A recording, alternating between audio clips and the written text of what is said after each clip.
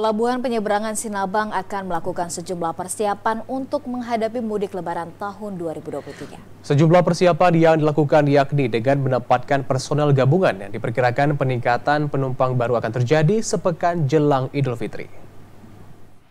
Menghadapi mudik lebaran tahun 2023, diperkirakan peningkatan penumpang dari daratan Aceh menuju Kabupaten Semelu akan terjadi sepekan atau H-7 Idul Fitri. Sejumlah persiapan akan dilakukan di Pelabuhan Sinabang untuk memberikan kelancaran kegiatan mudik tahun ini. Kepala Tata Usaha Pelabuhan Penyeberangan Sinabang Awal Pohan mengungkapkan, guna menghadapi mudik lebaran di Pelabuhan Sinabang akan dibentuk posko angkutan lebaran. Personel gabungan dari berbagai instansi akan ditempatkan guna memantau kelancaran kedatangan penumpang kapal feri.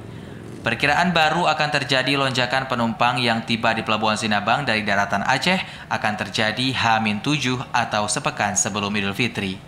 Untuk kegiatan yang dilaksanakan di dalam Pelabuhan Penyeberangan Sinabang, untuk persiapan yang dilakukan untuk menghadapi angkutan lebaran, akan dibentuk posko angkutan lebaran, posko gabungan angkutan lebaran.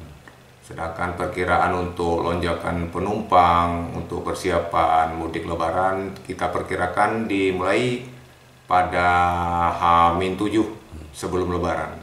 Sejauh ini Pelabuhan Sinabang hanya terdapat 2 kapal feri yang tengah beroperasi, yakni KMP Aceh Hebat 1 dengan lintasan Sinabang Calang dan sebaliknya, serta KMP Aceh Hebat 3 dengan lintasan Singkil Pulau Banyak Sinabang dan sebaliknya. Dari Semelu, Al-Asyab TVRI melaporkan.